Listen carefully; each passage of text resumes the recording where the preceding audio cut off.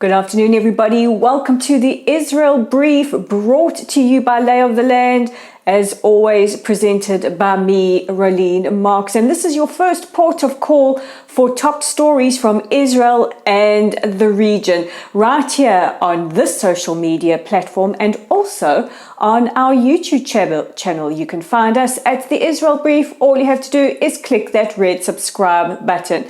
So on with today's top stories.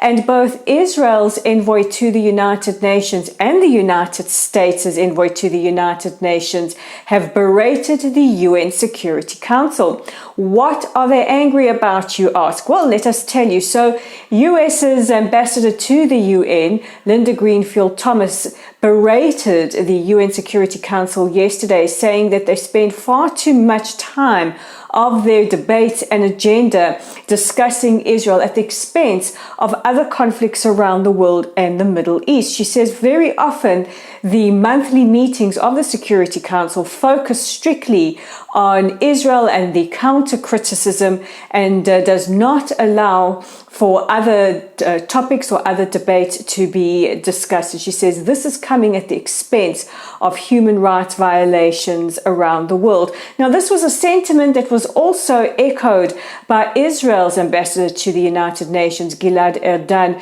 who said that all the UN Security Council does is seems to focus on Israel, and they allow people like Hanan Ashrawi, who is a Palestinian official whose organization is responsible for what he calls anti-Semitic blood libels, to have their say. He says the debates have also been hijacked by the anti-Israel agenda. Now, this follows the reiteration from the US Secretary of State, Antony Blinken, saying that, if the United States is going to be on bodies like the UN Human Rights Council and various other bodies, they are committed to calling out what they see as disproportionate focus on Israel at the expense of other conflicts and other human rights violations around the world.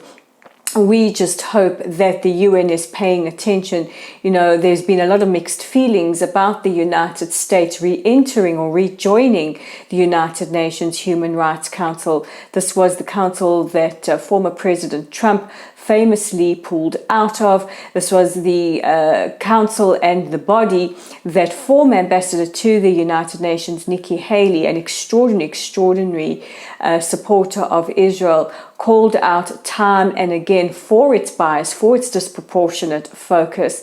Now the US is continuing with this kind of support for Israel and with this kind of beration for the UN. So in Israel, we like to say we want to see tachlis, we want to see real change happen in the rooms, in the hallowed halls of the various UN bodies, including the Security Council. Now, the question that we are asking today is, will we see both an Emirati and Israeli flag on the moon? Well, if the two countries have anything to do with it, yes, you will. Yesterday, a massive deal was signed in space cooperation, proving that our peace is not just regional. We are reaching for the stars and beyond. So what this deal will see is cooperation by students from both countries on the Beret sheet too.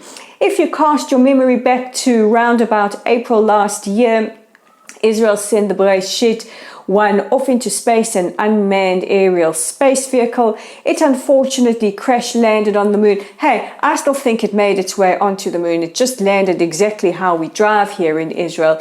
But students are going to work together to send the second spacecraft into space, and this time with the aim of finding out the precise start time of the lunar year so that the monthly calendars can be precise. Now, both Judaism and Islam follow a lunar calendar, so we look forward to seeing what they produce from that.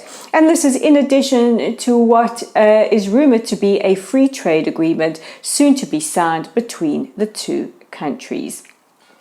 Earlier today, Israel announced that we will be expanding the amount of entry permits for merchants coming from the Gaza Strip to 3,000.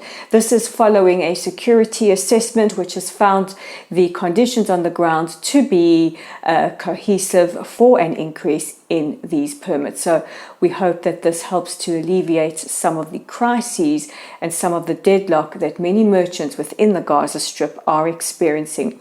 It is not just Israel that has tightened security on the Strip, but Egypt as well, for fears of Hamas and terror groups spreading beyond the borders. And our last story, well, I tell you, our Prime Minister Naftali Bennett is soon to be a very busy traveller.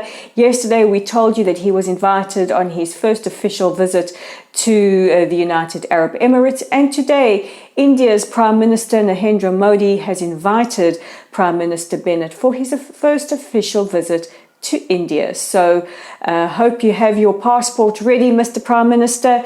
You are off on several visits. So those are top stories making headlines, but don't forget to check in on our website at www.layoftheland.online. We are also on Facebook at Lottel Site. Now we know that Facebook is seriously clamping down on sites, organizations that they say aren't paying them enough money. We think that we shouldn't have to pay to share our content. We believe that you should get it for free because, hey, it's really good and informative. So if you see us, please like us, follow us, and share these briefs. And don't forget our YouTube channel at The Israel Brief. And we would love it if you click that red subscribe button. And we're on Twitter, where you can find us at Lay of the Land 5. So with today's edition of The Israel Brief, I'm Rolene Marks, and we'll check in with each other tomorrow. Stay safe and healthy.